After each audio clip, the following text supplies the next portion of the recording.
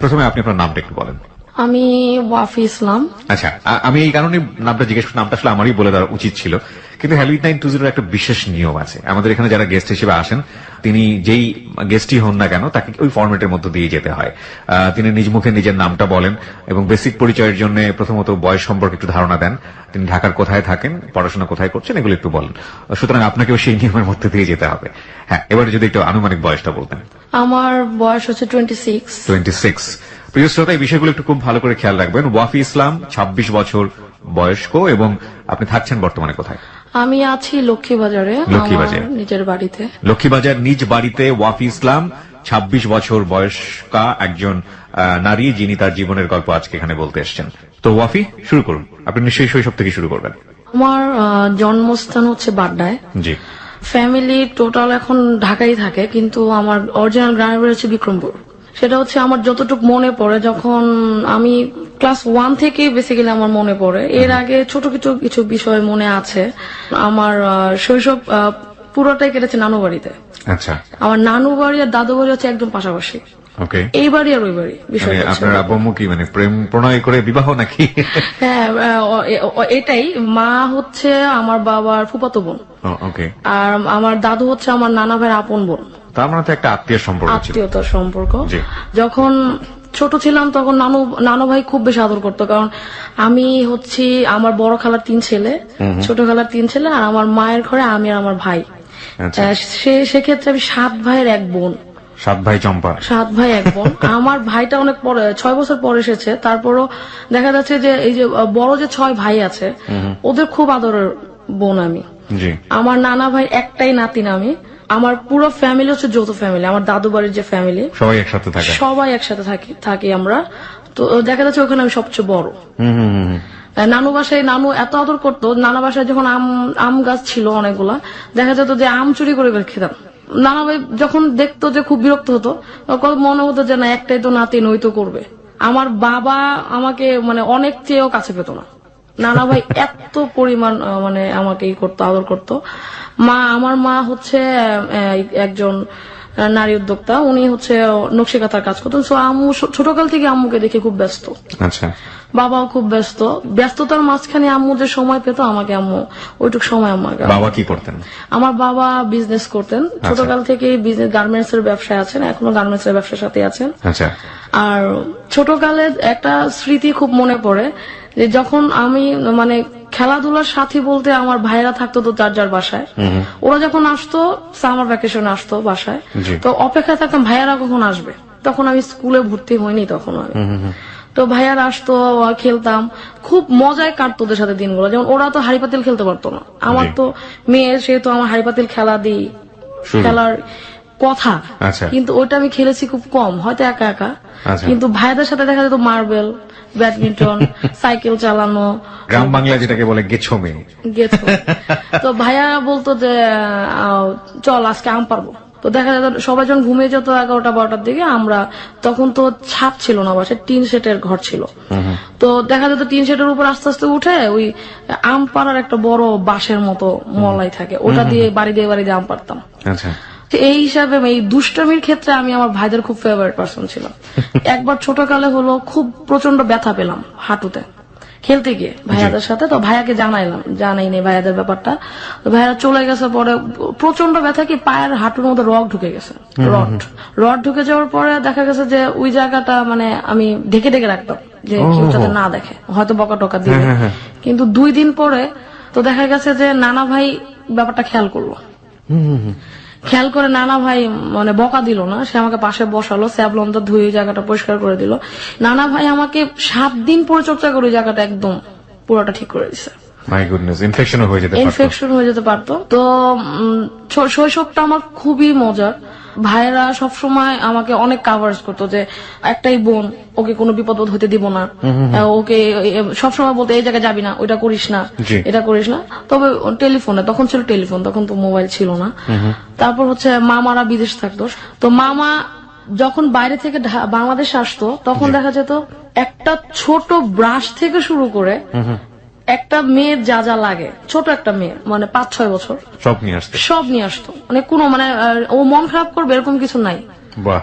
আর চাচার দিক দিয়ে যেটা হতো, বড় চাচা বিদেশ থাকতো, তো বড় চাচা আমার জন্য সোয়েটার পাঠিয়ে দিত, তারপরে স্যান্ডেল পাঠিয়ে দিত, যে কি প্রয়োজন ওর। বড় চাচার ঘরে মেয়ে নাই, প্রথম হচ্ছে ছেলে, সেই করতে আমি সবচেয়ে আদরের। মানে যৌথ ফ্যামিলির যে মজা থাকে পুরোটাই আপনি পেয়েছেন শৈশবে। হ্যাঁ, সবাই একসাথে রাতের খাওয়া, দুপুরের খাওয়া, সকালের নাস্তাটা হয়তো যার যারটা খেয়ে তারা বের হয়ে যেত, ওটা আমি পেতাম না, কিন্তু দুপুরের খাওয়া রাতের খাওয়া মাস্ট। ইফতার দাদা ভাই, ইফতারের সময় কি হতো, দাদা ভাই সবাইকে মুড়ি মাখিয়ে দিত, ওইটা আমরা সবাই। আবার দেখা যেত যে নানা ভাইয়ের বাসায় যখন ইফতারি করতাম, নানা ভাই সব ডিস্ট্রিবিউট করতো, আমরা হচ্ছে ইফতারের সময় যে আয়োজনটা ওটা করে দিতাম, ওই নানু মা চাচি ওনারা করতেছে, ওটা এনে আমি টেবিলে সাজাতাম। এটা আমার খুব একটা ফেভারিট। যত কাজই থাকতো, টিচার আসতো হয়তো আজানের একটু আগে, দেখা যেত টিচারকে বলতাম স্যার আজকে ইফতার, আমি আজকে আর পড়বো না। আর যখন ভাইয়ারা থাকতো না, তখন তো আমার একাকিত্ব, তখন আমি স্কুল থেকে এসে কি করার, তখন দেখা যেত যে ওই এলাকার যে ছেলেরা থাকতো, ভাড়াটিয়া যাদের বলি, আমাদের বাসায় ভাড়া থাকতো, ওদের ছেলেদের সাথে আমি খেলা করতাম। আচ্ছা। ওদের ঘরে টোটালি কোনো মেয়েটে ছিল না, তো মেয়েরা আসতো, হয়তো দেখা যেত তারা ছোটকাল থেকে ওরা দেখতাম গার্মেন্টস এ কাজ করে। আচ্ছা আচ্ছা। শিশু শ্রম, যেটা ব্যাটারি কারখানা, এটা কাজ করতো। তো দেখা যেত যে ওদের আমি পেতাম না, তখন ওদের দেখে একটা ফিল হতো যে এই যে ছোট মেয়েরা কাজ করছে এখন থেকে, ওরা তো ফ্যামিলির দায়ভার নিতেছে, তখন ফিল হতো যে ওরা কেন তো ছোটকাল থেকে কাজ করে। ওইখান থেকে আস্তে আস্তে মনের ভিতরে একটু শকড হইলাম যে ওরা যদি এত ছোট বয়সে কাজ করতে পারে, তাহলে আমারও বড় হয়ে কিছু একটা করা উচিত, ওদের জন্য করা উচিত। তো ওটা ছোটকালের ফিল, ওটা হয়তো হারিয়ে গেছে বা মনের মধ্যে হয়েছে যখন, তখন হয়তো ওদের যখন দেখতাম আমি খেলতেছি, ওরা একটা ব্যাগ কাঁধে নিয়ে বা একটা ছোট একটা টিফিন ক্যারিয়ার হাতে নিয়ে চলে যাচ্ছে। কোথায় যাচ্ছ? গার্মেন্টস এ কাজ আছে আজকে নাইট ডিউটি আছে। তো আমি বলতাম ঠিক আছে, তুমি কি করবো? আমি খেলবো। কি খেলবা? আমি তো চলে যাচ্ছি, তোমার তো পুতুল খেলার লোক নয়, হাড়ি পাতিল খেলবা কার সাথে? তোমার আজকে পুতুলের বিয়ে। পুতুলের বিয়ে না হয়েছে তো নাই, আমি আজকে ওদের সাথে মার্বেল খেলবো। মানে আমি সব সময় আমার ভিতর মন খারাপ বা একটা জড়তা, এটা কখনোই কাজ করতো না। আচ্ছা। তো দেখা যেত যে ছেলেদের সাথে মার্বেল খেললে ছেলেরা বলতো তুমি তো মেয়ে, তুমি আমার সাথে কেন খেলবা? আমি বলছি যে তুমি কি আমাকে বন্ধু বানাবা? বন্ধু হলে কেউই মেয়ে না, কেউই ছেলে না। সেহেতু ওদের সাথে খেলতাম। তখনকার সময় ছিল না, র্যাকেট বাবা কিনে দিলে ভেঙে ফেলতাম। তখন কি করতো, বোর্ড বা কাঠ দিয়ে আমরা র্যাকেট বানিয়ে নিতাম। আচ্ছা। ওটা দিয়ে কক বানাতাম, কি দিয়ে একটা কাগজের পেঁচে একটা বল তৈরি করতাম হালকা, ওটা দিয়ে কক তৈরি করে নিতাম। আবার এর মধ্যেও কিছু কষ্টের কিছু আছে, যেমন হচ্ছে আমার টিচার অনেকবার চেঞ্জ হয়েছে। যেমন টিচারের কাছে পড়তে যেতাম না, টিচারের কিছু সমস্যা ছিল, ভাল লাগতো না আমার টিচারদের।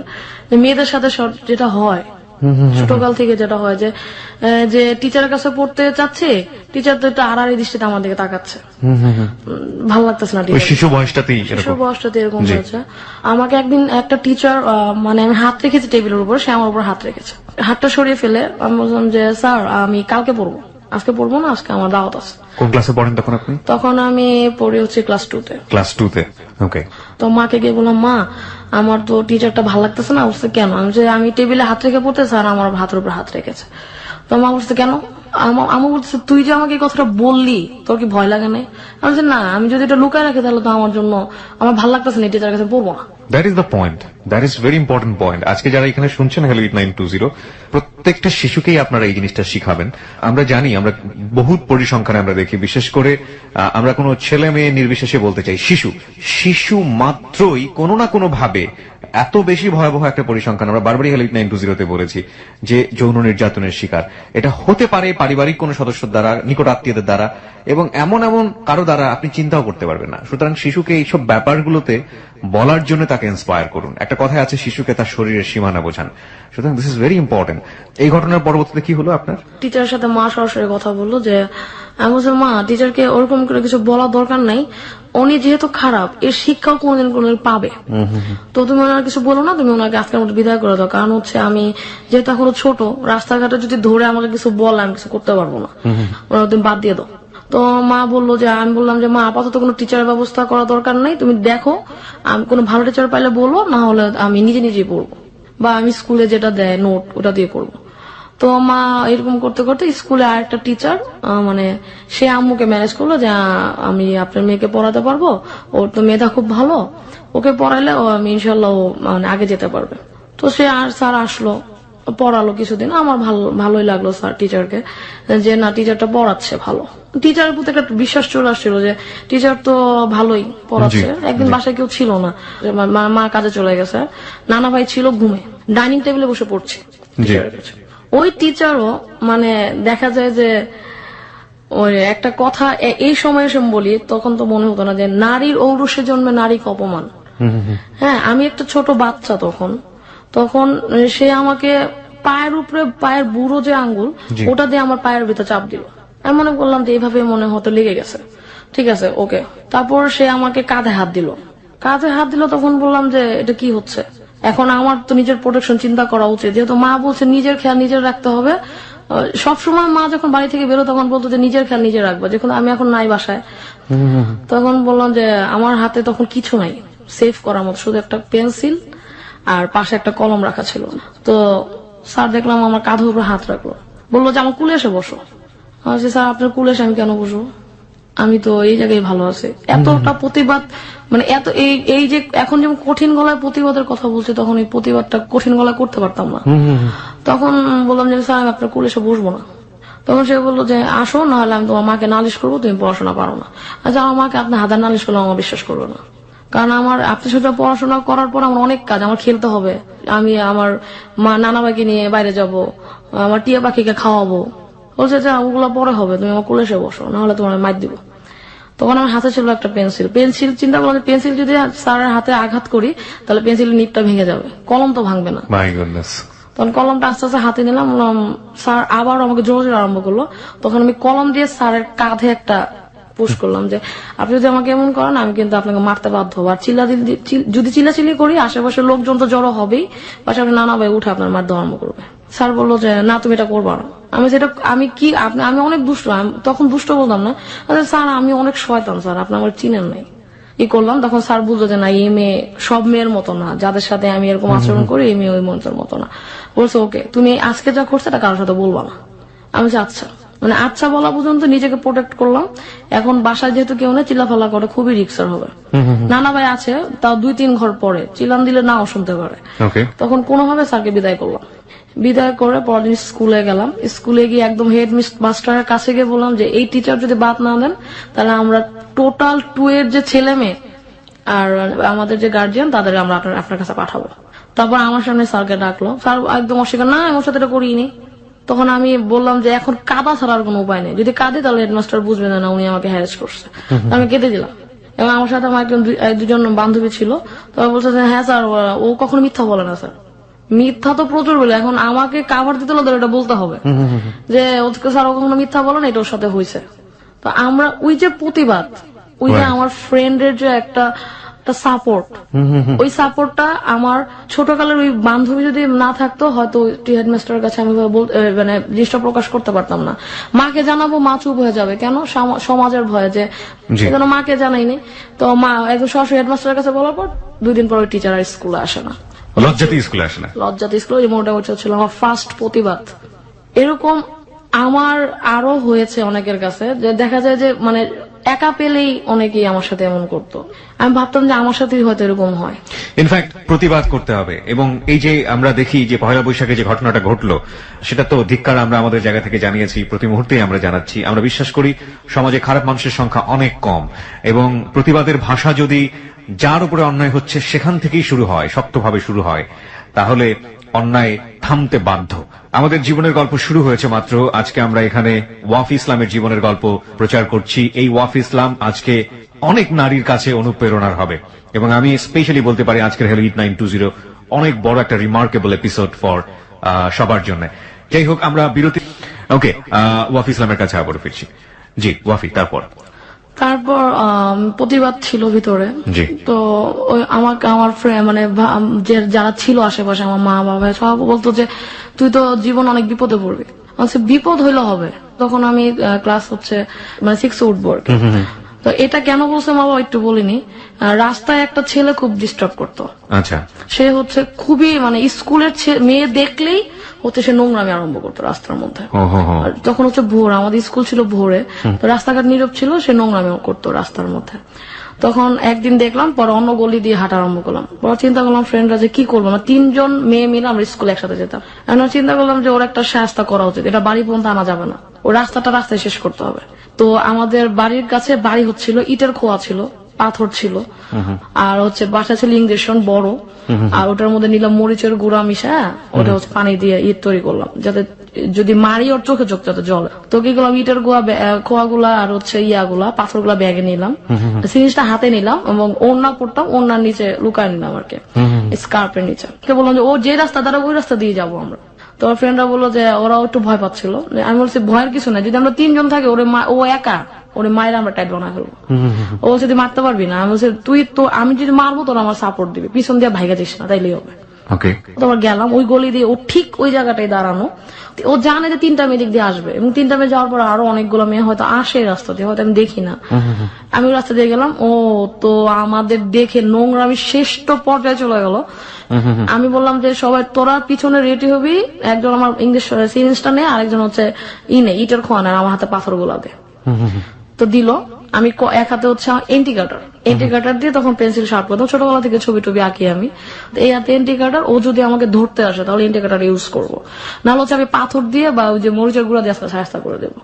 ও গেলাম, ও আমার দিকে আগায় আসতেছে, ও পিছনের মেয়েরা বলতেছে আমার ভয় লাগতেছে। আমি যে ভয় পাইস না, আমরা 3 জন, ও একা, খালি মনে রাখ ও একা কিছু করতে পারে, আমরা 3 জন ইচ্ছাগুলো অনেক কিছু করতে পারি। আশেপাশে অনেকগুলো বাড়ি আছে, আওয়াজ দিলে লোক নামবে। ওরা আমার 2 হাত ধরে মানে 2 হাত না, বেশি 2 হাতের এখানটা ধরে রেখে, উপরটা ধরে রেখেছে বান্ধবীরা। আমি যে ভয় পাইস না, একবার আমি শুরু করবো তারপর ওরা শুরু করবে, সাহস পেয়ে যাবে, আমি জানি। তো হচ্ছে যে আমি ওর কাছাকাছি যাওয়ার পর আমাদের আগে আসতেছে, পাথর গুলা মারা আরম্ভ করলাম, পিছন দিয়ে ইটার খোয়া মারা আরম্ভ করলো। ও তো তখন নোংরামি বাদ দিয়ে নিজেরা বাঁচানোর চিন্তায় আছে, ও চিন্তাই করেনি এরকম হবে যে এই পিচ্ছি মেয়েরা ক্লাস 6 এ পড়ে, ছোট ছোট মেয়েরা আমার কি করবে।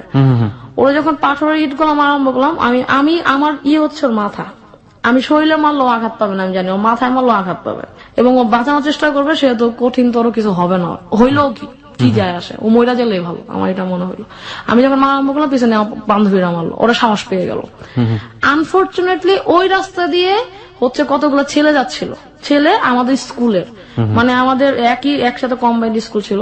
তো ওরা যাচ্ছিল, ওরাও দেখলো এই অবস্থা, ওরা এসে ওর শার্টের কলার ধরলো, শান্তা তুই যাই কি করিস, আমি এই ছেলে তুই এরকম করা আমাদের রাস্তা দেখলে, ভালো করছিস, তোরা স্কুলে যা, আমি ওরা দেখতেছি। আমি তুই পরে দেখ আমার সামনে মার, যদি মারতে পারিস তাহলে ভাবলাম যে আমাদের প্রোটেকশন করতো, নাহলে আমি বিশ্বাস করি না।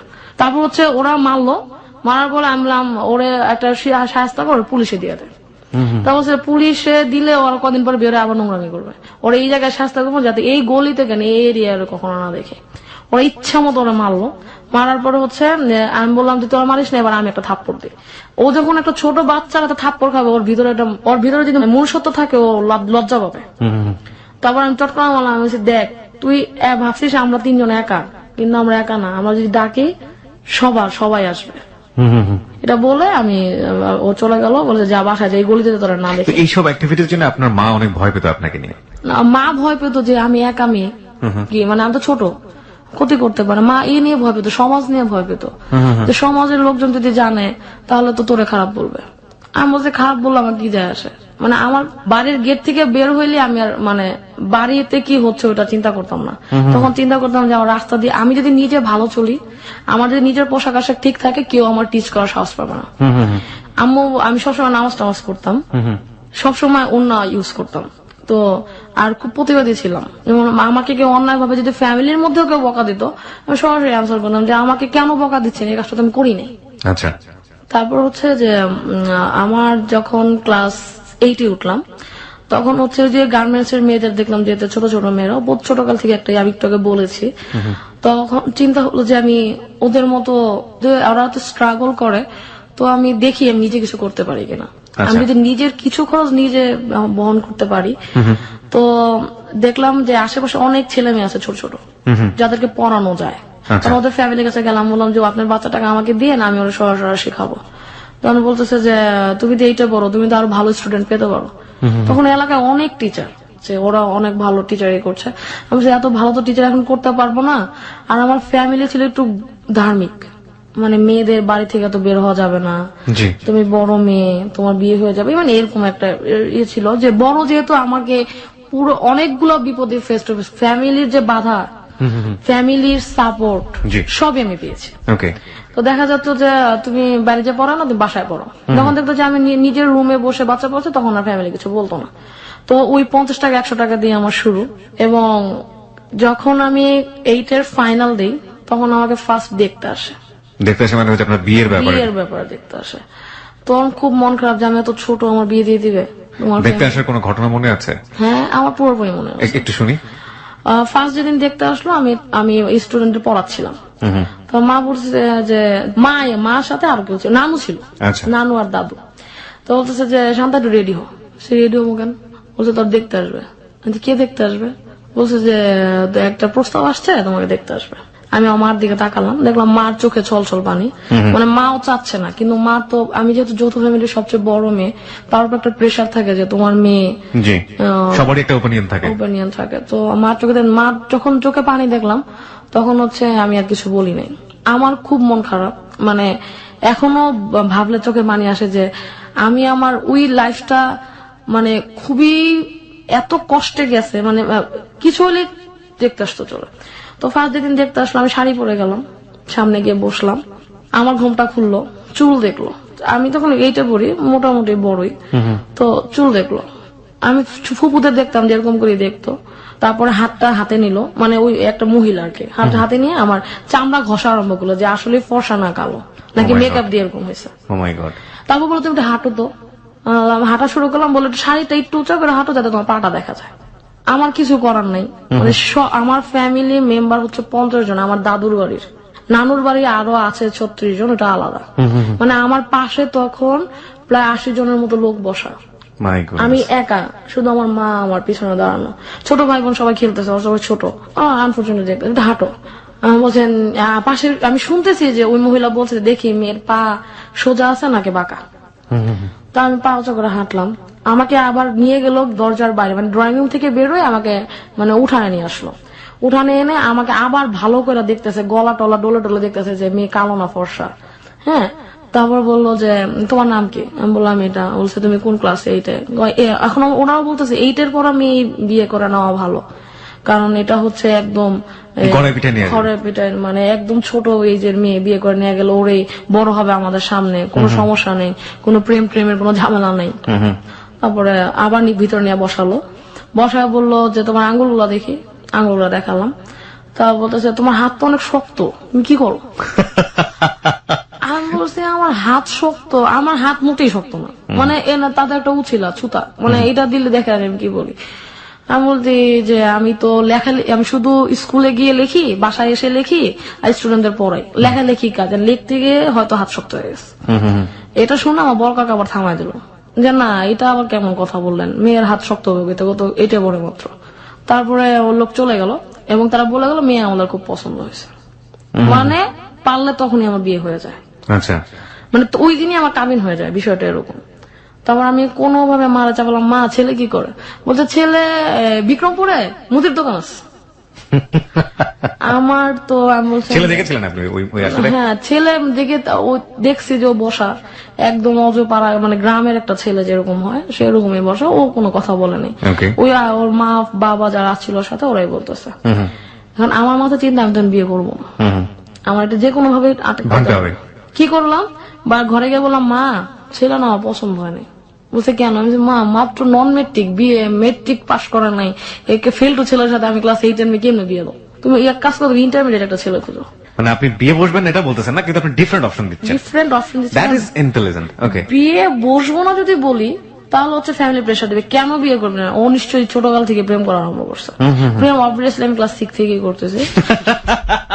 ওকে, আমরা সেই গল্পে যাবো। হ্যাঁ, ক্লাস 6 থেকে করছি। তো একটা ছেলে ছিল, ও হচ্ছে ইন্টারমিডিয়েট, আমার টিচারের কাছে একসাথে পড়তাম আমরা, ইন্টারমিডিয়েট ফার্স্ট ইয়ারে ছিল। তো খুব ট্যালেন্ট ছেলে ছিল। ছেলেটা হচ্ছে মাদারীপুর বাড়ি ছিল। ক্লাস 6-এ যখন আমি টিচারের কাছে পড়ি, তখন ওই টিচারের শালা ছিল ওই ছেলে। ওকে। তারপরে ওর সাথে অ্যাফেয়ার মানে ও হওয়াটা খুব ইন্টারেস্টিং। ওর নাকের উপর ঘামতো, তো ওইটা আমার খুব ভালো লাগতো যে নাকের উপরে ঘামে, এত কিউট লাগে দেখতে একটা ছেলেকে। ছিল ছোটখাটো গ্রামের ছেলে যেরকম হয়। আমি বললাম যে ওর নাম মানে না বলি। তো ফার্স্ট প্রপোজাল ওই ছেলে আমাকে করে। আমরা যখন একসাথে বড় টেবিলে পড়তে বসতাম টিচারের কাছে, টিচার কারেন্ট চলে যেত, তখন ও আমার খাতাটা নিয়ে আমার লিখলো যে তুমি আমাকে নিয়ে কি ভাবছো। আমি তো দুষ্ট, আমি বলছি যে আপনি নিয়ে কি ভাবার কি আছে। তারা বলতেছে যে ভাবার কিছু নাই, মানে তারা আমি বলছি যে আপনাকে নিয়ে ভাবার কিছু নাই, তবে আপনার নাকের উপরে যে ঘাম ওইটা আমার খুব কিউট লাগে। তো ওই ছেলে আমাকে বললো যে কিউট লাগে, তাহলে তো তুমি আমাকে ভালোবেসে ফেলছো। ভালোবাসা তো কি আমি জানি না। তখন বলতেছে যে ভালোবাসা লাগবে না, তুমি আমাকে পছন্দ করো না, তুমি এটা বলো। আমি বলছি হ্যাঁ, আমি আপনারও পছন্দ করি, আমার টিচার তারও পছন্দ করে। তারপরে ও বললো যে আসলে ফান করতেছি না, যদি তুমি আমাকে লাভ করো তাহলে আমাকে বলো। আমি যদি আপনাকে ভালোবাসি এটা না বলে আপনাকে আরেকটা মেয়েকে ভালোবাসবেন। তখন আস্তে আস্তে মানে লেখি সব কথা বলতে পারতাম না টিচার সামনে। টিচার দেখতো যে আমি লিখতেছি, টিচার দেখতো আবার অপর পেজে গিয়ে আবার ঠাস ঠাস করে লিখে ওই ছেলেকে দিয়ে পাশেই বসতো, ও ইন্টারমিডিয়েট পড়তো। তারপর হচ্ছে যে বললো যে কালকে তো দুলাভাই থাকবে না, যেহেতু শালা, ও বলছে কালকে দুলাভাই বাসা থাকবে না, আমার কাছে তোমাদেরকে পড়তে বলবে। তাহলে তো খুব ভালো একটা সুযোগ পাওয়া যাবে, তাই না। আমি এমনি বলতেছি, আমি দুষ্টামি করতে বলতেছি যে দুষ্টামি করো না, কালকে আসো। তো পরের দিন আমি যাইনি, ইচ্ছা করেই যাইনি। কারণ আমার যেহেতু ছোটকালে কিছু ঘটনা আমি বলেছি, আমি চাই না আমি হেরাজ হতে, যদি ভালোবাসি সত্যিকার হতে ভালোবাসবো, হেরাজ হতে পারবো না। তো ছেলেদের দিয়ে তখন একটু ছেলেদের উপর একটু বিশ্বাস কমে আসে, যে আবার বিশ্বাসটা বেড়ে যায় তখন ভাইয়ারা বাসায় আসে। আমার ভাইরা তো এরকম না। তাহলে চিন্তা করলাম তো সব ছেলে এরকম না। তারপর একদিন বাসায় গেলাম, তো ও আমাকে প্রপোজ করলো। প্রপোজ করার পরে বললো যে আমার কি ভালো লাগে তোমার, তোমার নাকে যে ঘামে এটা আমার ভালো লাগে। তোমার কি ভালো লাগে জানো? আমার তো কিছু ভালো লাগে না, আমি তো দেখতে সুন্দর না, আমার কি ভালো লাগে তোমার? বলছে তোমার চোখ গুলা খুব ভালো লাগে, তোর চোখ গুলা খুব বড়। আমি কেন ভালো লাগে? গরুর চোখ এই জন্য।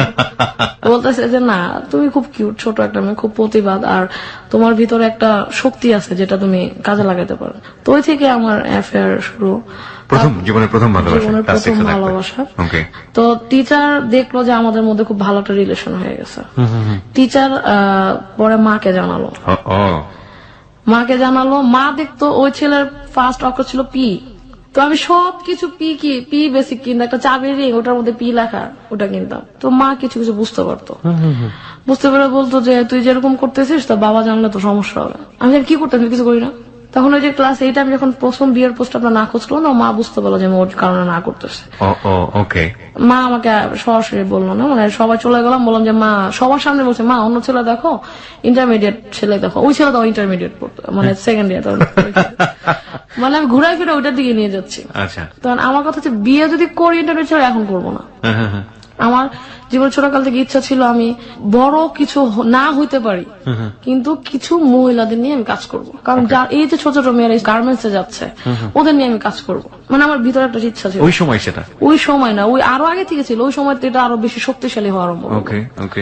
তখন বললো যে আমি ওই ছেলেকে জানালাম যে আমার বাসায় বিয়ের প্রস্তাব আসছে। বল দেখো, আমি বলছি বিয়ের প্রস্তাব আসছে বলে তোমাকে আমি বিয়ে করতে বলতেছি না, তোমার আমার বিয়ে করানো সম্ভব না, তুমি কত ছেলে আমি করতে পারবো না। ওই ছেলেরা ছিল গরিব, ওরা দিন আনে দিন খায় এরকম ছিল। আমি যার সাথে অ্যাফেয়ার করি ফার্স্ট, তো ওর বাবার মাদারীপুরে ছিল হচ্ছে কৃষক ছিল। তো ও ঢাকায় এসে খুব স্ট্রাগল করে পড়তো। স্ট্রাগলের কারণে এবং মেধার কারণে আমরা পছন্দ করি। ও করলো কি, চলে গেল হচ্ছে ইন্টারমিডিয়েট, যখন আমি পরীক্ষা দিল তখন ও গ্রামে চলে গেল। এবং এটা ঢাকায় কিছু সন্ত্রাসের কারণে। ও কলেজ থেকে ফেরার সময় ওকে রাস্তায় সন্ত্রাসীরা ধরলো, তো সবকিছু নিয়ে নিল এবং বলতো যে ঢাকায় থাকিস তাহলে তোর ক্ষতি হবে। খুব ভীত টাইপের ছিল, যেহেতু গ্রাম থেকে আসছে, ও গ্রামে চলে গেছে। তখন মা বললো তুই কি ওরে বিয়ে করতে চাস? ওরে বিয়ে করতে দেরি হবে। আমি মা, আমি ওরে বিয়ে করতে চাই না, তোমার ইন্টারমিডিয়েট একটা ছেলে খোঁজো। যেহেতু আমি এইটাই পড়তেছি, আমার ওই ছেলে না, আমি ইন্টারমিডিয়েট একটা ছেলের বিয়ে করবো। মানে আমার কথা হচ্ছে তখন কোনো না কোনো ভাবে আটকানো, বিয়েটাকে ঠেকানো। ক্লাস 8 তখন হচ্ছে আমি আস্তে আস্তে চেষ্টা করি যে আমার যদি ঘরের মধ্যে থাকে তাহলে আমার বিয়ের আরো প্রেশার দিবে, আমার আস্তে আস্তে গন্ডি পেরিয়ে বাইরে যেতে হবে। আমার ফুপু, সবচেয়ে ছোট ফুপু, এই কারণে বিয়ে অনেক দেরিতে হয়েছে। যখন তার 30 বছর তখন তার বিয়ে হয়েছে। তার জন্য এমন এমন ছেলে আসতো সে পড়াশোনা করতো, এমন এমন ছেলে আসতো যে বিয়ে করার যোগ্য না। আমরা এই ছোটরা বলতাম যে এই ছেলে পছন্দ না, এই ছেলের ফুপা হিসাবে নেওয়া যাবে না। তখন মা বলতো যে তুই তোর ফুপুর বিয়ে যেভাবে ভাঙা দিস তোর তো পারবি না।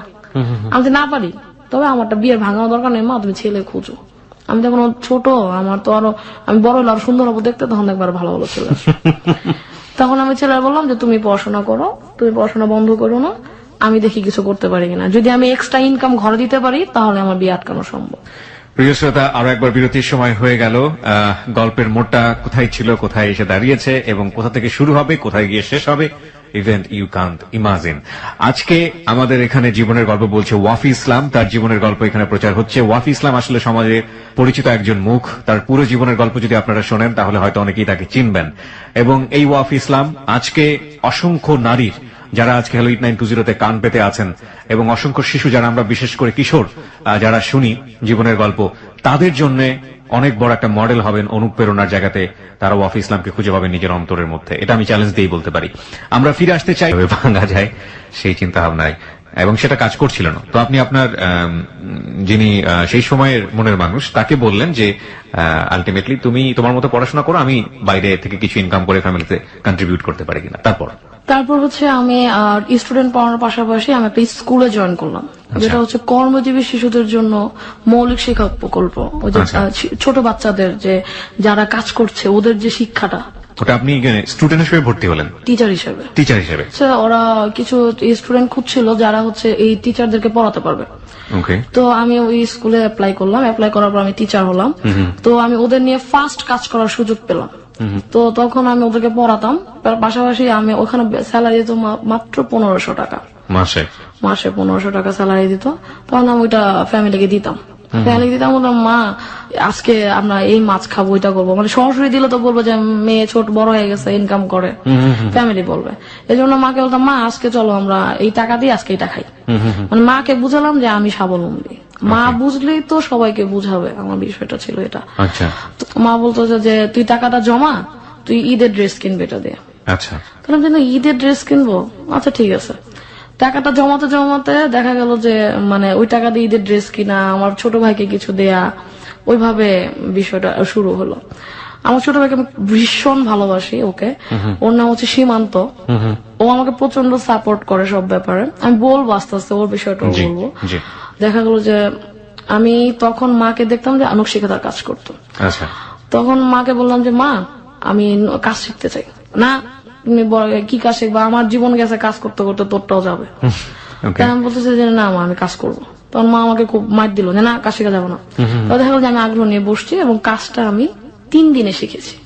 আপনার মার কাছ থেকে কাজ নিয়ে? মার কাছ থেকে কাজ নিয়ে। মা খুব যে 3 দিনে কাজ শিখে ফেললি, তখন মা বুঝলেন ওর এই কাজটা কি ধরনের কাজ ছিল এটা? ওটা ছিল কাঠচুপির কাজ, হাতের কাজ। আচ্ছা, কাঠচুপির কাজ। হ্যাঁ। তারপর হচ্ছে যে মা আমি তোমার কাছ থেকে কাজটা শিখেছি, এখন তুমি আমাকে কাজ দাও। তো আমার মা বলছে যে তুই কিভাবে কাজ নিবি? আমি বলছি তুমি কেন ওয়ার্কার যেভাবে টাকা দাও, আমি কাজ করবো, আমাকে ওই হিসাবে টাকা দিবা, পারলে একটু বাড়াই দিও। না তোমাকে কেন বাড়াই দিব, তুমি তো আমার মেয়ে হয়েছে, কি হয়েছে, ওয়ার্কারদের যা দিব তোমাকেও তাই দিব। তাই আমি বলছি ঠিক আছে মা, আমি এখন তুমি মেয়ে ভাববা না, আমি তোমার অনলাইন ওয়ার্কার, তুমি আমাকে ওইটা ভাববা কাজের সময়। আপনার মার আন্ডারে কতজন কর্মী কাজ করতো? আমার মার আন্ডারে তখনকার সময় কাজ করতো 70 জন। 70 জন। আচ্ছা, ওনারা কাজ করে করে আপনার মাকে দিতেন, আপনার মা এগুলো নিয়ে কোম্পানিকে দিতেন? কোম্পানি দিতে। আচ্ছা। তো মাকে কাজ করলাম, মা আমাকে স্যালারি দিত। এবং কিছুদিন পরে দেখা যায় যে ওই যে ছেলের সাথে আমি অ্যাফেয়ার করতাম, আমার টার্গেট ছিল আমি ওরই বিয়ে করবো, এখন না 10 বছর পরে বিয়ে করবো। তাহলে আমি ছেলের বললাম দেখো আমি বাইরে একটা কাজ পেয়ে গেছি, আমার মার থেকে শুরু করছি এবং কর্মজীবী শিশুদের স্কুলে আমি পড়াচ্ছি। সেটা আমি আস্তে আস্তে কিন্তু এখন নিজের কেরিয়ার নিজে ডেভেলপ করার চেষ্টা করতেছে। তখন আপনি কোন ক্লাসের স্টুডেন্ট? তখন আমি হচ্ছে ক্লাস 8 এর স্টুডেন্ট। এই জিনিসগুলো কিন্তু খুবই মার্ক করার মতো। ক্লাস 8 এর স্টুডেন্ট, তার ভেতরে কত সুদূর প্রসারের চিন্তা ভাবনা। ওকে, বলুন। তারপর হচ্ছে বললো যে ঠিক আছে আমার তো ইন্টারমিডিয়েট শেষ, আমি ফাইনাল পরীক্ষা দিব সামনে। ও তখন ঢাকায় থেকে গ্রামে চলে গেছে, ইন্টারমিডিয়েটের মাঝখানে। তো আমি বলছি ঠিক আছে তুমি তোমার ই করো, কিন্তু সবচেয়ে মজার বিষয় হচ্ছে তখন মোবাইল ফোন ছিল না, আমরা টেলিফোনে কথা বলতাম। ওর গ্রামে একটা ঠিক মোবাইল, তখন তো অত্র এলাকায় দেখা যেত একটাই টেলিফোন। তখন আমি 12 টাকা মিনিটে কথা বলতাম। দেখা যেত যে কিছু টাকা আমার টেলিফোন বিলিয়ে চলে যেত। চিঠি দিতাম যে টেলিফোনে এত টাকা খরচ না করে চিঠি পাঠাই দিই, মানে খুবই মজার প্রেম করছি আমি চিঠি তৈরি। তো দেখা যেত যে পাশাপাশি যখন কাজটা নেই তখন ও বলতেছে ঠিক আছে আমিও দেখি কিছু করতে পারি কিনা। আলটিমেটলি ছেলের পড়ালেখাটা বন্ধ হয়ে গেল, নিজেই করে দিল। কেন? ফ্যামিলি ওর পড়ালেখা টানতে পারতেছে না, এফোর্ড করতে পারছে না। এফোর্ড করতে পারছে না, ও কিছু করার চেষ্টা করতেছে, পারতেছে না, গ্রামে তো কিছু করা সম্ভব না। তাই আমি বললাম তুমি টিচারই করো। তো আমার কথা শুনে একটা কোচিং সেন্টার জয়েন করলো। জয়েন করার পরে ওর সাথে আমার প্রায় 4 বছর কোনো যোগাযোগ হয় নাই। জয়েন করার পরে? হ্যাঁ, তখন আমি ক্লাস 8 এর থেকে যখন আমি ইন্টারমিডিয়েট ফার্স্ট ইয়ার, তখন ওর সাথে আমার আবার যোগাযোগ হলো। এই 4 বছর যোগাযোগ হলো না কেন? কোনো কারণ ছিল? কারণ ছিল হচ্ছে ও পড়াশোনা বন্ধ করে দিয়েছে, এই লজ্জায় ও আমার সাথে যোগাযোগ করতো না। ওহো। তখন আমি ইন্টারমিডিয়েট ফার্স্ট ইয়ার, আমি ওকে খুঁজে বের করলাম যে ও কই। 4 বছর তো ইম্পসিবল একটা লোকের সাথে টিকে থাকা। আমি শুধু ওর কথাটা শেষ করে আমি একটা কথা বলবো। তারপর হচ্ছে যে ওরকে আমি খুঁজে বের করলাম ওর ফ্রেন্ডের মাধ্যমে। ওর ফ্রেন্ড থাকতো ফকিরাপুর। অনেকদিন আগে আমাকে বলছে, যখন এইটাই পড়ি তখন বলছে যে আমার একটা ফ্রেন্ড থাকে ফকিরাপুর এমন এমন জায়গায়। ফকিরাপুর কোথায় বলছে এটা আমার মনে নেই, শুধু মনে আছে ফকিরাপুর বলছে। আমি আমার স্কুলের ফ্রেন্ডকে নিয়ে আমি ফকিরাপুর চলে গেছি। পুরো এলাকায় ফকিরাপুর ঘুরে ওই ছেলেটাকে আমি খুঁজে বের করছি। পুরো ফকিরাপুর তো অল্প জায়গা না, অনেক বিশাল বড় জায়গা। তো খুঁজে বের করলাম। ওই ছেলে বললো যে শান্ত তুমি আমি কিভাবে খুঁজে বের করলাম? তা আমি বললাম যে ভালোবাসা যখন টান দেয় তখন হচ্ছে যে গভীর জল থেকেও মাছ তুলে নিয়ে আসা যায়। পারভেজ তো এখন মাছ হয়ে গেছে, ওরে ও কই? আমার বলছে ও তো ওই যে পড়ালেখা বন্ধ করেছে, এখন পড়ালেখা স্টার্টই করে নাই। আর ওর ফ্রেন্ড তখন মেডিকেলে ফাইনাল ইয়ার আছে, আমি তখন ইন্টারমিডিয়েট ফার্স্ট ইয়ার। তার মানে ও যদি এখনো পড়ালেখা শুরু করে তার মানে ইন্টারমিডিয়েট সেকেন্ড ইয়ারও থাকবে। তখন আমি বললাম যে ঠিক আছে আপনি ওরা খুঁজে বের করুন, আমার কাছে আসতে বলেন। তারপর আমি ফোন দিলাম। ফোন দেওয়ার পর আমার কাছে আসলো, বললো যে দেখো এই অবস্থা, আমি তোমার ইয়া না, আমাকে তুমি ভুলে যাও। আমি ভুলে যাও তত সহজ না, তাহলে 4 বছর আগে কেন বললাম না? 4 বছর পর সেখানে ভুলার কথাটা বলতেছো। তারপরে ওই ছেলে বললো যে আমার তোমার সাথে রিলেশন রাখা সম্ভব না, আমি যদি লাইফে কিছু করতে পারি তাহলে তোমার কাছে ফেরত আসবো। আমি বলছি সেটা কবে? তুমি ফেরত আসতে আসতে তো আমিও নাও থাকতে পারি, আমি তো ফ্যামিলির বড় মেয়ে। তখন বলতেছে যে না, আমি যদি ফেরত আসতে পারি তাহলে পরে আসবো। আমি বলছি ঠিক আছে আমি অপেক্ষা করি, 4 বছর অপেক্ষা করছি, আমি তোমাদের 12 বছর অপেক্ষা করতে পারবো, দেখি তুমি কি রেজাল্ট দাও। তারপর হচ্ছে যে এই যে স্কুলে পড়াতাম, পড়াশোনার পাশাপাশি ওই ছেলেটা আমার খুব পেইন দিত। পেইন দেওয়ার পরে আমি আবার ক্লাস 9 এর দিকে ফিরে যাই। এটা হচ্ছে ইন্টারমিডিয়েট ফার্স্ট ইয়ারের কথা। 9 এর দিকে ফিরে যাবো এই কারণে যে তখন থেকে আমার সংগ্রাম শুরু হয়ে গেছে জীবনের। কিভাবে আমি ইন্টারমিডিয়েট পর্যন্ত আসলাম 9 থেকে। ওই যে মা কিছু স্টুডেন্ট দিল যে তুমি যে কারচুপির কাজটা শিখেছো, তুমি ওই তখন ওই ছেলের সাথে আমার কোনো যোগাযোগ নাই। তখন আমার মনের ভিতরে খুব অশান্তি যে আমি যদি কোনো কাজ নিয়ে ব্যস্ত থাকি তাহলে আমি ছেলেটার ভুলে থাকবো। তখন মাকে বললাম যে ঠিক আছে মা, আমাকে তুমি স্টুডেন্ট দাও, আমি ওদের কাজ শিখাবো। স্টুডেন্ট বলতে অনেক বড় বড় মহিলা, মানে আমার কাছে তো স্টুডেন্ট। তো মা বলতেছে যে তুমি কেন তো কাজ করতে চাইতেছো, তোমার তো বিয়ে দিয়ে দেবো। আমি দাও না, ছেলে খুঁজো, সমস্যা কি? তখনও আমি ছেলেরা ভুলি নাই, 4 বছরের মাঝখানে আমি বলছি যে বিয়ে দাও, ব্যবস্থা করো। যেহেতু আমার সাথে কোনো যোগাযোগ রাখতেছে না, আমার তোর খুঁজে বের করতে, আমার ভিতরে তোর ফিলটা আছে। তখন আমি বললাম যে মা ওকে তুমি আমাকে কাজ দাও। তো মা আমাকে কিছু ওয়ার্কারের কাছে পাঠালো। আমি ওদেরকে 6000 টাকা করে কাজ শিখালাম, কারচুপির কাজ, জনপ্রতি 6000 টাকা। আচ্ছা, কারচুপির কি ধরনের কাজ এটা? শাড়ির উপরে বড় ফ্রেমে বড় কাপড়ের উপর কাজ করা হয়, কিন্তু এটা শাড়ির কাজ ছিল না, ছিল হচ্ছে গ্রেডিং স্কার্ট, যেটা হচ্ছে গিফট কার্ড। বাইরে যে প্রোডাক্ট আছে মানে জার্মানি, ইজিপ্ট, বাইরের কান্ট্রি তার খুব চাহিদা। ছোট ছোট গ্রিটিংস কার্ড, যেটা হচ্ছে মানে ওরা খুব ইউজ করে, খ্রিস্টানরা বিভিন্ন অকেশনে ওরা দেয় গ্রিটিংস কার্ড। হ্যাঁ, বুঝতে পেরেছি। তারপরে ওই মহিলাদের কাজ শেখানোর পরে মহিলারা বললো আমরা যে কাজটা শিখবো আমরা এটা কোথায় কাজ করাবো, আমাদের তো উপায় নাই, ঘর থেকে বেরোতে পারবো না, তুমি তোমার মাকে দিয়ে দেখো না আমাদের কাজগুলো সেল করাতে পারো কিনা। মানে ওরা কাজের প্রোডাক্ট গুলো কোথায় সেল করবে? হ্যাঁ, তখন আমার বললাম যে আন্টি চিন্তা করেন না, আপনার কাজ করেন, আমি কাজটা শিখেন ভালো করে। কেউ 3 দিনে, কেউ শিখলো, কেউ 7 দিনে শিখলো। তো ওরা বললো যে কাজটা আমরা করতে থাকি, তুমি দেখো এটা কোথাও দিতে পারো কিনা। আচ্ছা, ওদের কাজ হচ্ছে মাত্র শুরু, ওরা খুব স্বল্প পরিমাণে কাজ করতে পারে, ওইটা দিয়ে একমাত্র কার্ড তৈরি করাই সম্ভব। আচ্ছা, শাড়ির কাজ এখন ওনারা পারবে না। তারপর হচ্ছে যে ওরা আমাকে কাজটা দিত, আমি ছোট ছোট নিজেই কার্ড তৈরি করতাম, যেহেতু মা তো ডিজাইন অফিস থেকে পেতো, ওটা দিয়ে ওয়ার্কার দিয়ে কাজ করাতো। আমার আম্মুর ওই জিনিসটা ছিল না যে নিজে কিছু করি, তাহলে আমি ওদের ছোট ছোট কাজ দিয়ে আমি ছোট ছোট গ্রিটিংস কার্ড তৈরি করতাম। তখন চিন্তা করলাম যে আমার তো এখন ওদের কাজ শেখানো শেষ, আমার এখন আর কোনো কাজ নাই, কিন্তু আমার তো ব্যস্ত থাকতে হবে অন্তত ওই ছেলেটারা বুলা থাকার জন্য এবং আমার স্বপ্ন পূরণের জন্য। ওকে, আমি তো ওই রাস্তা দিয়ে হাঁটা আরম্ভ করলাম। স্বপ্ন তো পূরণ হবে কিনা জানেন, এটা ভবিষ্যতের ব্যাপার। তবে ওই রাস্তাতে হাঁটতে থাকি যাতে আমি বিজি থাকতে পারি, এবং এই যে মহিলাগুলো তৈরি করতেছি আমি, যে মানুষগুলো তৈরি হচ্ছে আমার হাত দ্বারা, ওনারা যাতে তাদের কাজটা ফেলানো না যায়। This is a very important point. আমি একটু জানার জন্য, পরিষ্কার করার জন্য বলছি, তখন আপনি 4 বছরের ব্রেকে ছিলেন নাকি আলটিমেটলি ছেলের সাথে আপনার মিট হওয়ার পরে ব্রেকআপ হয়ে গেছে তখনকার? 4 বছর অপেক্ষা ছিলাম যে ছেলে অপেক্ষার আসবে। সময়টাতে আপনি এই কাজটা করছেন। ওকে, হ্যাঁ, একটা মানুষ যখন আলটিমেটলি কোনো ছেলের চিন্তা করে, কোনো অ্যাফেয়ারের চিন্তা করে, তখন তার মাথা হ্যাং থাকে। একদম 99% ব্লক। আমি চাচ্ছিলাম যে আমি ব্লক হয়ে যাই, তাহলে তো আমার কেরিয়ার শেষ। আমার তো কেরিয়ারও ভাবতে হবে, ওই ছেলেকে নিয়ে ভাবতে হবে, আমার ফ্যামিলি নিয়েও ভাবতে হবে, প্লাস বিয়েটাও আটকাতে হবে। বিয়ে তো আটকাতে হবে। কারণ বিয়ে না আটকালে, ছেলে বিয়ে করুক আমাকে না করুক, কিন্তু আমার তো আমার স্বপ্ন আছে একটা। প্রত্যেকটা মেয়ে যেমন, যেহেতু ছোটকাল থেকে একটা স্বপ্ন দেখে, ওটা তো আমার ফিল করতে হবে।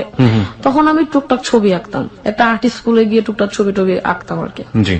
তো ওই যে মেয়েদের কাজগুলো নিয়ে আমি কার্ড তৈরি করলাম। কার্ড তৈরি করার পর বললাম যে কার্ড তৈরি করতেছি কেন, আমি এক কাজ করি, আজিজ সুপার মার্কেট একটা নাম আছে, আমি জানি নামে একটা মার্কেট আছে, ওখানে একটু যাই, ওখানে অনেক ক্রিয়েটিভ আইটেম আছে। তো আমি ওখানে গেলাম, গিয়ে আমি বললাম যে ভাই আমার কিছু প্রোডাক্ট নিবেন? বলছে আপনি প্রোডাক্ট নিলে আপনাকে টাকা দেওয়া হবে না, আপনি প্রোডাক্ট দিয়ে যাবেন। ক্লাস 9-এ পড়েন তখন? তখন আমি ক্লাস 9-এ পড়ি। ওকে। তখন আমি ওদের প্রোডাক্ট দিলাম, ওরা প্রোডাক্ট রাখতো, দেখা যেত 6 মাস পর পর আমাকে টাকা দেয়, তারপরও তো টাকা দিচ্ছে। দোকানের নামটা কি ছিল মনে আছে? লিপস। লিপস। কি ধরনের জিনিসপত্র বিক্রি হতো? ওই দোকানে ড্রেস বিক্রি হতো, পাশাপাশি হচ্ছে ক্রাফট আইটেম সেল হতো আর কি। আচ্ছা। তো আমি প্রথমে শুরু করি কার্ড দিয়ে। আচ্ছা, এই কার্ডের কোনো বিশেষত্ব ছিল যে এই দিবসের জন্য বা ওই দিবসের জন্য? এটা দিবসটা তখন ভ্যালেন্টাইন ডে সামনে, তখন ভ্যালেন্টাইন ডে ছিল। এগুলো খুব ভালো করে মার্ক করবেন প্রিয় শ্রোতা। হ্যাঁ, বলুন। তারপর ভ্যালেন্টাইন ডে ছিল, তো ভ্যালেন্টাইন ডে তো গিফট কার্ড লাগে, এটা ঢাকায়ও চলে, বাংলাদেশে। কত টাকার প্রোডাক্ট এখানে ছিল? এখানে ছিল 1200 টাকার প্রোডাক্ট। টোটাল 1200 টাকার প্রোডাক্ট? হ্যাঁ, ওটা হচ্ছে আমার ফার্স্ট পুঁজি। 1200 টাকা আপনার ফার্স্ট পুঁজি ছিল? জি। আর ওই যে মেয়েদের দিয়ে কাজ করা, ওরা তো শিখে কাজটা করে দিচ্ছে, তো ওরা আমাকে থেকে টাকা নিচ্ছে না। ওরা বলতেছে তুমি যদি সেল করতে পারো, আমাদের এই কাজটা কোনোভাবে মোটিভেট করে সেল করো, তাহলে তুমি পরে টাকা দিও। আমার একটা আয়ের উৎস পেলাম। তখন হচ্ছে যে আমি আদি সুপারে গেলাম, প্রোডাক্ট দিলাম, তারা পছন্দ করলো, 1200 টাকার প্রোডাক্ট রাখলো, আমার নিজের পুঁজি খাটায়। আমি বলছিলাম যে ভাই যদি সেল হয় তাহলে আমাকে, যদি অর্ডার দেন তাহলে আমাকে কিছু টাকা অ্যাডভান্স করে দিন, আমার হাতে টাকা নাই। আমি যে স্টুডেন্ট পড়াই আর যে স্কুল করি, ওইটা দিয়ে আমার রাস্তা ভাড়া বাদ দিয়ে আমার আপনার কাছে আসতে হবে, প্রোডাক্ট গুলো দিতে হবে। আর আমি কিছু মহিলা নিয়ে কাজ করতেছি, যেহেতু আমি এত বড় না, আমার এত টাকা নাই, ফ্যামিলি দিবে না এত টাকা। তো সেই ক্ষেত্রে ওরা করলো কি যে ঠিক আছে আপনি চলে যান, আপনাকে প্রোডাক্ট বিক্রি হলে জানাবো। তখন তো আমার কাছে মোবাইল নেই, কিভাবে জানাবে? তখন বললো যে আপনার কাছে TNT নাম্বার আছে? TNT নাম্বার ছিল শুধু আমার নানুর ঘরে। TNT নাম্বার ফোন দিব?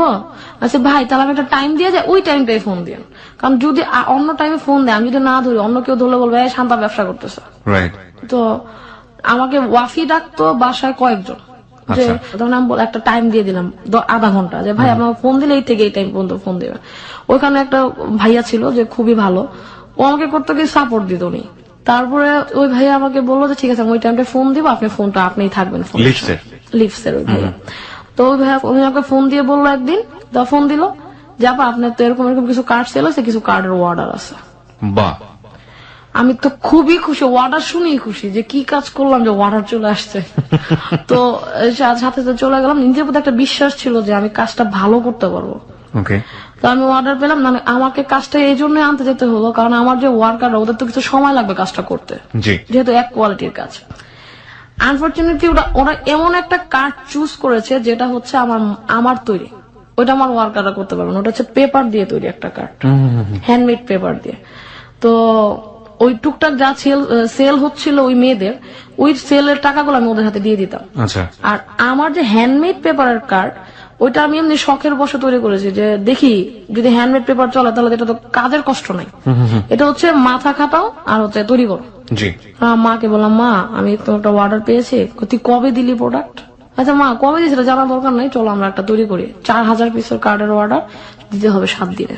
4000 পিস? তখন আমার মায়ের ওয়ার্কার এই কাজ জানে না, আম্মু জানে, টুকটাক আমি করি। তখন আম্মু বললো যে এটা তো তোমার সময় দিতে হবে। তখন আমি বললাম যে হ্যাঁ আমি সময় দিব। 4000 পিসের কার্ডের অর্ডার, পার পিস কার্ড ছিল 22 টাকা করে। ঠিক আছে, 22 টাকা থেকে আবার 4 টাকা আমার ওই লোককে দিত, তো সুজন ভাইকে। আর যে 18 টাকা ওইটা থাকতো আমার গাইডে, ওইখান থেকে আবার ওই যে কাগজ কিনতে হবে, ম্যাটেরিয়ালস গুলা কিনতে হবে, তারপরে ওয়ার্কার যারা আছে তাদের দিতে হবে। কাজের ওয়ার্কার ছিল না, কারণ ওরা এই কাজটা বুঝতো না। তার মানে আপনি আর আপনার মা? আমি আর আমার মা। My goodness. ওকে। কার্ড কেটে আনছি, কাগজ ফকিরাপুর ঘুরে ঘুরে অনেক জায়গা ঘুরে ঘুরে ভাই একটু কেটে দেন না, আমাদের এত কম কাজ আমরা করি না, 4000 পিস আমার কাছে অনেক, কিন্তু ওদের কাছে 4000 পিস কোনো বিষয় না, আমরা এত কম কাজ করি না। আমি ভাই প্লিজ আমার একটু কাজটা করে দেন, আমি তো ওই স্কুলে পড়ি, আমার যে কাজটা করে আমার খুব উপকার হয়। তখন অনেক ধরে টরে অনেক রিকোয়েস্ট করে কাজটা করে এনে দিলাম। তারপর ওইখানে একটা বাইন্ডার ছিল যে হচ্ছে মানে কাটিং ঘরে কাজ করতো, শহীদ, উনি আমাকে খুব হেল্প করলো। তারপর করে দিলাম, ওই আমি বাসায় না জানিয়ে বাইরে চলে যেতাম। ফকিরাপুর যদি কখনো বাসায় জানে বাসায় যে ফকিরাপুর গেছি তাহলে খবর আছে। এখান থেকে এখানে গেলে বলতে হয় স্কুলে যাই, কোচিং এ যাই, এটা বলে বলে দূরে দূরে চলে যেতাম। গিয়ে আপনি এই কাজগুলো করতেন? হ্যাঁ। তো দেখা যেত যে তারপরে কেটে আমার মাকে দিলাম, মা বললো যে তুমি কাঠ ভাঁজ করো, আমি কাজ করতেছি। তখন মা রাতে বসতো, সব কাজ শেষ করে, ওয়ার্কারের কাজ, ঘরের কাজ, সংসার কাজ, মাকে দেখে শেখা, যেটা আমাদের যত্ন, ওয়ার্কার, নিজের সংসার, রান্না বান্না সব কাজ শেষ করে মা রাতে 12টার দিকে আমার কাজ করতে বসতো, ভোর পর্যন্ত কাজ করতো। আমি 2টা পর্যন্ত কাজ করে দেখতাম আমি ঝুমতেছি, ঘুমা যাবো, মা বলতো তুই গিয়ে ঘুমা, আমি কাজটা করতেছি। এরকম করতে করতে যখন 4 রাত পরে আমার মা হচ্ছে বললো যে কালকে শিপমেন্ট, তো মা বলছে তুই যে ঘুমা, আমি কাজ করতেছি প্রতিদিনকার মতো, আজকেও কথা। আমি গিয়ে ঘুমাইলাম, মানে ঘুমাইলাম বেসিক্যালি আমার বলো 2 ঘন্টা ঘুমা, 2টা দিকে ঘুমাই ঠিকই, সকাল 9টায় উঠছি, কিন্তু আমার মা কিন্তু তখনও ঘুমায় নাই, কখনো কাজ করেই যাচ্ছে, আর করেই যাচ্ছে। আমাকে ডাক দেয় না, কারণ ওই যে আমার ডেলিভারি, আমি আগের দিন সারাদিন পরিশ্রম করছি, কারটানে দৌড়াদৌড়ি করছি, কাজ করেছি এবং ওয়ার্কারদের কাজ শিখেতে গেছি। তো মা বলো যত সারাদিন খাটাখাটনি করছে ওরা না ডাক দিও, ঘুমাইলে সকালবেলা হয়তো কাজটার সাপোর্ট দ্বিগুণ পাবো। তখন মা আমাকে কাজটা করে দিল। আমি সকাল উঠে দেখি আমার আম্মুর আঙ্গুল ফুলে গেছে কেচি দিয়ে কাটতে কাটতে। তো মানে আম্মুর এই যে সাপোর্ট, এটা হচ্ছে খুবই বিশাল পাওনা আমার কাছে। আম্মু দেখলাম যে আম্মু করতেছে, করতে করতে বললো যে তুমি এখন এটা পেস্টিং না, আমি একটু গিয়ে ঘুমাই, কারণ আমার একটু কাজ করতে হবে। তাহলে আমার চিন্তা হচ্ছে আমি ডেলিভারি দিব বিকাল 5টায়, এর আগে বললাম আমার মা ঘুমাক, আমি এবার করি। তো মা দেখলাম অনেক কাজ জমা ফেলছে, প্রায় কাজ শেষ, আম্মুর কাজ শেষ হয়ে আম্মু শুয়ে বসছে। তো মাকে ঘুমাই, আমি কাজ টাজ করলাম, ডেলিভারি সব রেডি করলাম এবং 4টার মধ্যে আমি আমার কাজ শেষ করলাম। করে আমি প্রোডাক্ট নিয়ে চলে গেলাম। আম্মু বলতেছে যে টাকা কি আজকেই দিবে? আমি বলছি মা খাটাইছি তো অনেক টাকা, দেখি আজকে দেয় কিনা। তবে উনি ওদিন টাকা দেয়নি, কারণ ওই পেমেন্টটা উনি দিন পায়নি। আচ্ছা। তারপরের দিন বললো পেমেন্টটা নিয়ে যেয়ে এসে, অনেক কষ্টের টাকা, 3 ঘন্টা বসেছিলাম টাকার জন্য, তাও ওই লোক আসেনি, প্রোডাক্ট নিয়ে গেছে, বলছে টাকা কালকে দিব, বায়ারের উপরে কিছু বলার নাই। তো উনি আসলো, পরে টাকা দিল পরের দিন সকালে। পরের দিন আমি আবার ভোরে, মানে সকাল 10টায় মার্কেট খুলে, আমি 9:30 মার্কেটের সামনে দাঁড়ায় আছি। মার্কেট কেচি গেট বন্ধ, এখনো কোনো দোকানপাট খুলে নাই। আমার তো টাকাটা খুব বেশি দরকার, কারণ এটার প্রতি আমার মার যে কষ্ট, ওনাকে কিছু দিতে হবে। আমি এক জায়গা থেকে টাকাটা, একজন থেকে টাকাটা নিয়ে কাজটা করছি, ওনাকে কিছু টাকা ফেরত দিতে হবে। আলটিমেটলি আমার হাতে কিছু নাই। আমি কষ্ট করছি আমার মায়ের জন্য, আমি কষ্ট করছি আমার ক্যারিয়ারের জন্য, আমার হাতে কিছু রাখা দরকার নেই, কিন্তু কিছু একটা পুঁজি লাগবে যাতে পরবর্তীতে আমি আবার কাজ করতে পারি। তো ওই কিছু পরিমাণ টাকা আমি রেখে বাকি টাকা ওয়ার্কার আর মাকে দিয়ে দিলাম। ওটা হচ্ছে আমার ফার্স্ট ইনকাম, আমার ক্রাফটের ক্ষেত্রে ফার্স্ট ইনকাম। কত টাকা হলো ইনকাম মনে আছে? ইনকাম মনে আছে, ইনকাম পুরো টাকা আমি পাইনি, আমি পেয়েছিলাম 16,000 টাকা। 16,000 টাকা পেয়েছিলেন? 1200 থেকে 16,000। ওকে। তো 1200 থেকে 16,000 আমি পুঁজি রাখলাম 2,000। আমি জানি যদি এরপর অর্ডার পাই 2,000 টাকা দিয়ে কাজ শুরু করবো, বাকি টাকা অ্যাডভান্স নিয়ে আমি কাজ করবো। আচ্ছা। কারণ আমি তো কাজটা করতে পারছি, ওটা হচ্ছে আমার নিজের প্রতি নিজের চ্যালেঞ্জ, আমি যে কাজ করতে পারি কিনা। প্রথম ওটা চ্যালেঞ্জ, আমি বললাম এরকম চ্যালেঞ্জ আমি হাজারো গ্রহণ করতে পারবো যদি আমি কাজটা করতে পারি। তারপর হচ্ছে যে তখন আস্তে আস্তে ম্যাট্রিক পরীক্ষা দিলাম, ওই কাজের পাশাপাশি কাজ করতেছি, স্টুডেন্ট পড়াচ্ছি, ওই কর্মজীবী শিশুদের স্কুলে পড়াচ্ছি, বাসায় যাচ্ছি, মার সাথে কাজে হেল্প করছি, সব সব একদম ছোটকাল থেকে সব প্রেশার মাথায় নিয়ে ঘুরি আমি। তো মাকে হেল্প করতাম, মার সাথে রান্না করতাম, স্কুলে যেতাম, মা আমাকে প্রচুর হেল্প করতো, যেহেতু মাকে আমার সাপোর্ট দেওয়া লাগবে। আমার মা হচ্ছে আমার মানে গুরু। বাবা প্রথমে সাপোর্ট দিত না, যেহেতু ফ্যামিলির প্রেশার বাবার উপরে ছিল। তারপর বাবা মনে মনে সাপোর্ট দিত, যেটা আমি বুঝতে পারতাম। বাবা আমার ফ্যামিলি দিকে চিন্তা করে বলতো যে থাক, করা দরকার নেই। আমি জানতাম বাবাটা মন থেকে বলতো না। তারপর বাবা কিন্তু আমাকে হেল্প করতো। বাবার ভয়ে আমি রাতে টেবিল ল্যাম্প জ্বালায় কাজ করলো, বাবা কিন্তু বুঝতে পারতো যে ওই ঘরে টেবিল ল্যাম্প জ্বালানো আছে, ও কাজ করতেছে। বাবা বুঝতো, কিন্তু বাবা সরাসরি সাপোর্টটা দিত না। দিলে তো ফ্যামিলির বাইরে যে তুমি তোমার মেয়েকে লাই দিতেছো, এটা বলতো। তো আমার ফ্যামিলি অনেক ভালো, কিন্তু আমি যেটা ভয় পেতাম এটা হচ্ছে ভয়। কিন্তু আলটিমেটলি দেখলাম ফ্যামিলি কোনো বাধা দেয় না, বাধাটা আমার ভিতরে। এক ক্ষেত্রে মনে হলো যে যদি বাধাটা কাটায় সামনে যেতে পারি তাহলে হচ্ছে আমি গেইনার, না হলে আমি গেইনার হতে পারবো না। তো ইন্টারমিডিয়েট ভর্তি তখন বললো যে শান্তাচরণ ছেলে দেখা দরকার, তো ওর জন্য ছেলে দেখি। ছেলে তো অনেক আগে থেকে দেখতো তো, দেখো একটা ভালো ছেলে পাবো না, এখন তো ইন্টারমিডিয়েট, এখন তো মেট্রিক পাস ছেলে চলবে না। তার বলছে যে কি পাস ছেলে চাই, আমি বলছি অন্তত অনার্স, আমি তো ইন্টারমিডিয়েট। আমি বললাম অনার্স করতে করতে এটা কত দূর নেই, এটা হচ্ছে আমার ব্যাপার, এটাকে আমি অনেক দূর পর্যন্ত নিয়ে যাবো, কারণ বিয়েটা এখন করা যাবে না, বিয়ে করলে হাজবেন্ড করতে দিবে কিনা এটাও একটা কথা। Right right. তো চিন্তা করলাম যে এই কাজটা দিয়ে দেখি কিছু দূর আগার যায় কিনা, যতদিন বিয়ে না হয়। তখন আমি করতে করতে ইন্টারমিডিয়েট ফার্স্ট ইয়ারে আমি আমাদের নাসে ভর্তি হলাম, কিন্তু মাকে রাজি করলাম, মা আমি 3 মাসের জন্য বাইরের একটা কলেজে ভর্তি হতে চাই। আচ্ছা, বাইরের কোন কলেজে? আমি বাইরের একটা কলেজে ভর্তি হবো, আমি 3 মাস পরে আবার আমাদের নাসে চলে আসবো, এটা অ্যাপ্লিকেশনের মাধ্যমে করা যায়। তা মা বললো যে 3 মাস না, তোমাকে আমি 6 মাস সুযোগ দেবো, তুমি বাইরের একটি কলেজে পড়ো। কেন 6 মাস? কেন 6 মাস? মানে আমার তো ফ্যামিলিকে বলতে হয় যে আমি কলেজে যাচ্ছি, কিন্তু বাড্ডার মধ্যে থাকলে আমি কোনো দিনই সামনে আগাতে পারবো না। ও ওকে, তার মানে আপনার টার্গেট ছিল যে আপনি যদি বাইরে 6 মাস থাকেন, এই 6 মাস আপনি ইজিলি মুভ করতে পারবেন আপনার প্রোডাক্টের জন্য। ওকে, এটা হচ্ছে আমার টার্গেট। পাশাপাশি যে ছেলের জন্য আমি অপেক্ষা করতেছি তার সাথে মিট করা।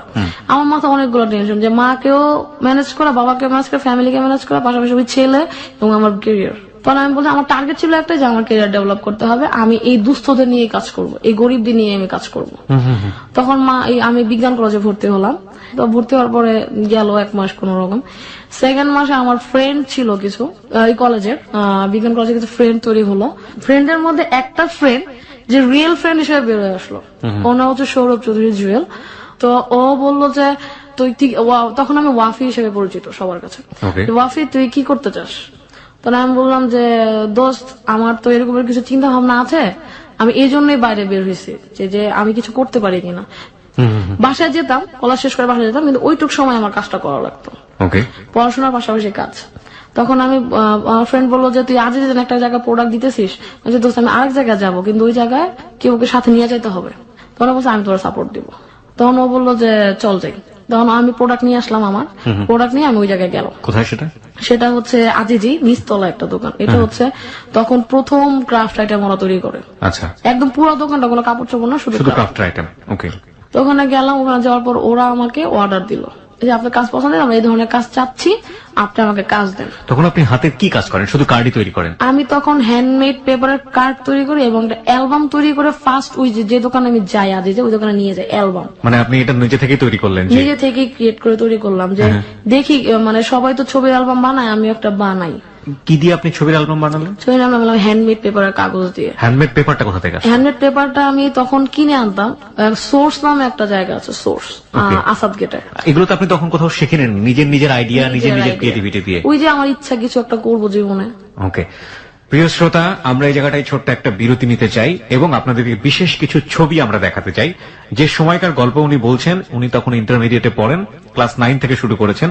নিজস্ব কিছু চিন্তা ভাবনা দিয়ে উনি হ্যান্ডমেড কিছু প্রোডাক্ট তৈরি করছেন নিজের ক্যারিয়ার তৈরি করার জন্য, প্লাস ফ্যামিলিকে কন্ট্রিবিউট করার জন্য এবং একই সাথে নিজেকে ব্যস্ত রাখার জন্য।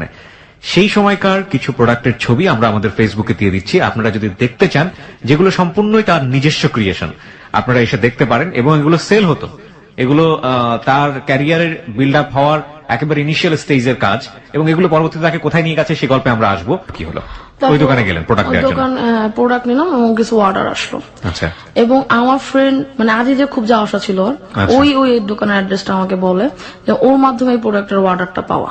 তারপর হচ্ছে যে অর্ডার পেলাম এবং আমার ফ্রেন্ড তখন ও বেস্ট ফ্রেন্ড হয়ে গেল আমার। যে আমার কোনো ফ্রেন্ড নাই, ওই যে ভাইয়াদের সাথে খেলা করি, ফ্রেন্ড হয় নাই এই কারণে যে ফ্রেন্ডদের সাথে আড্ডা দেওয়ার সময় নাই, সবসময় কাজ নিয়ে থাকতাম, সবসময় কাজ এবং সবসময় বিজি থাকতাম। তো ওই ফ্রেন্ড আমাকে বলতো যে তুই বিজি থাক, আমিও ব্যস্ত মানুষই কিন্তু অ্যাকচুয়ালি মিলে ভালো সম্পর্ক তৈরি হয়। তখন আমার ওই ছেলের সাথে দেখা, আবার ওই যে আমি খুঁজে বের করলাম আমার ফ্রেন্ডকে নিয়ে, তখন স্কুলের ফ্রেন্ডকে নিয়ে খুঁজে বের করছি, নাসরিন নামে একটা ফ্রেন্ড আমার, ওকে নিয়ে খুঁজে বের করার পরে তখন জুয়েলের সাথে আমার সম্পর্ক ভালো অনেক।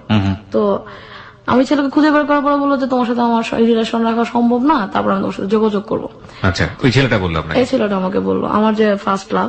তখন আমি বললাম যে তাহলেও গেছে, মানে হয়তো ওর সাথে আমার বিয়েটা হবে না। তখন আমি যে বিয়ের চিন্তা পরে আর ওর রিলেশনটাও যদি থাকতো তাও আমি বিয়ে পর্যন্ত নিয়ে যেতে পারতাম বিষয়টা। তখন আমার ওই ছেলে আমার সাথে যোগাযোগ রাখেনি, কিন্তু ও ঠিকই খবর নিতে আমি কার সাথে মিশতেছি, কোথায় যাইতেছে, তখন ওর ভিতরে একটা সন্দেহ তৈরি হলো। ওই ছেলেটার মধ্যে? হ্যাঁ, Okay. জুয়েলের সাথেও কেন মিশে। ওকে, মানে আপনার যে ফ্রেন্ডের সঙ্গে আপনি মুভ করতেন। হ্যাঁ, হ্যাঁ, আমার কথা হচ্ছে ও আমার রিয়েল ফ্রেন্ড। আমার ফ্রেন্ডের ব্যাপারে যদি কেউ নোংরা আমি চিন্তা করে তাহলে তো হবে না, সবাই তো নোংরা হয় না। ও আমাকে সরাসরি ফোন দিল একদিন, তখন বললো যে শান্তা তোমার সাথে যে ছেলেটার সাথে মিশো ছেলেটা কে? বলছে আপনি কে? আমি ফোনের গলা শুনে বুঝতে পারছি যেহেতু আমার সাথে রিলেশন ব্রেকআপ করে দিছে, হ্যাঁ, তারপর আবার কেন খবর তাহলে দেয়? আবার কেন ফোন দেয়? তখন আমি বলছি আপনি কে? বলছে আমি পারভেজ। আপনি কেন আমাকে ফোন দেন? আপনার সাথে আমার রিলেশন নাই। এতদিন রিলেশন রাখার পর, এতদিন অপেক্ষা করার পর আপনার আমার প্রতি কোনো ফিলিংস তৈরি হয় না, তো আপনি আমার সাথে কেন ফোন দিচ্ছেন? আর ও হচ্ছে আমার ফ্রেন্ডকে নিয়ে নোংরা আমি চিন্তা করবেন না প্লিজ। তখন ও বললো যে যে না তুমি সাথে মিশবা না। আমি বলছি কেন? আপনি আমার পার্সোনাল ভাবে ইন্টারফেয়ার করার কে? অনেক আগে এটা ক্লোজ হয়ে গেছে। মানে আমি কষ্টে নিয়ে বলতেছিলাম বিষয়টা যে যে আমার কোনো খোঁজ খবর রাখতে চায় নাই সে কেন আবার আমার কাছে ফেরত আসলো। তখন বলতেছে যে আমি তোমার কাছে তো বলছি ফেরত আসবো। আমি বলছি, তখন তো আমার নাও সময় থাকতে পারে আপনার দিকে তাকানো। তো ওর বললাম যে আপনি আমার এই ব্যাপারে ইন্টারফেয়ার করেন না, আমার অনেক ফ্রেন্ড আছে, যদি সন্দেহ করেন আপনার সন্দেহ কিছু আমার কিছু যায় আসে না। তখন বলতেছে যে না তুমি ফ্রেন্ডের সাথে যোগাযোগ করবো না। তখন আমার কিছু আমি এমনি অনেক বিপদের মুখে আছে, তারপর ও আরে বিপদ আরম্ভ করছে। সবসময় আমাকে ফলো করতো, দেখলাম যে আমাকে ফলো করতেছে। ফলো করার পর আমার ফ্রেন্ডে বললাম যে দোস্ত আমি আপাতত আমার তোর সাথে যতটুকু কাজ করার এগুলো আমি আমার আনাতন নার্সিং স্কুল এন্ড কলেজ যেটা আমি যেখানে শুরু করছি ওখানে গিয়ে করবো। তখন আমার ফ্রেন্ডের সাথে আড্ডা তখন আমি আড্ডাটার মজা পাই যে আড্ডা আসলে কি, একটা মানুষের মগজকে স্বস্তি দেওয়ার জন্য আড্ডা অনেক বেশি প্রয়োজন, অনেক বেশি প্রয়োজন। তখন আমি আড্ডা এত বেশি তখন মিস করতাম ওদের, যে বেসিক্যালি লাইফটা আমার ওইখানেই বিজ্ঞান কলেজ ওইটাই আমার, আমি মানি যেটা।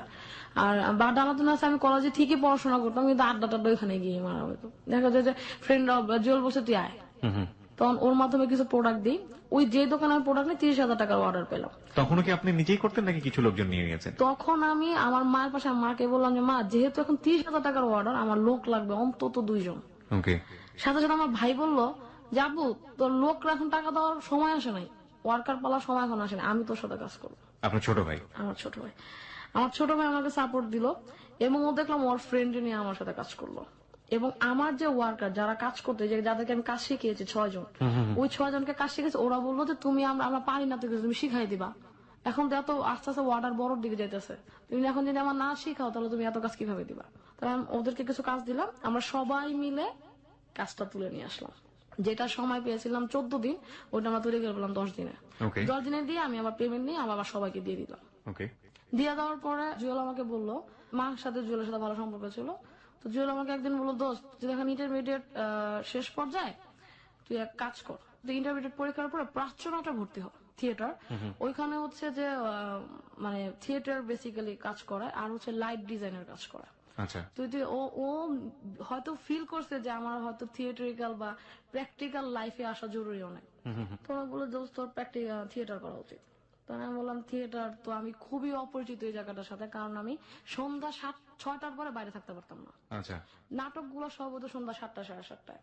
তখন আমি থিয়েটার দেখিও নাই কোনোদিন। তখন ও আমাকে জোর করে বললো দোস্ত তুই ফ্রেন্ডের কারো জন্মদিনের কথা বলে বাসা থেকে বেরো, তোর আমি কোনো নাটক দেখাই। অনেক কষ্টে ম্যানেজ করে মা প্লিজ আজকে আস্তে আস্তে 9টা বেজে যাবে, আমার ফ্রেন্ডের জন্মদিন হ্যান ত্যান বলে আমি বাসা থেকে বেরোলাম। ইন্টারমিডিয়েট পরীক্ষা মাত্র দিয়েছি। আচ্ছা। তো আমাকে একটা নাটক দেখালো এবং যে থিয়েটারে আমি ভর্তি ওই থিয়েটারে নাটকটাই দেখালো, প্রাচ্যনাটে রাজা এবং অন্যান্য। এই নাটকটা আমাকে দেখালো, আমি খুব ইমপ্রেসড। আমি বললাম যে আমি থিয়েটারে ভর্তি হবই। তখন হচ্ছে ওই যে প্রফেসরদের স্কুলে পড়াতাম ওইখান দিয়ে একটা ট্রেনিং হলো, ওইখানে ট্রেনিং এ আমাকে 6,000 টাকা দিল 21 দিনে। 6,000 টাকা আমার কাছে আছে। তখন আমি বলি স্কুলে ভর্তিতে কত লাগে? বলছে 6,000।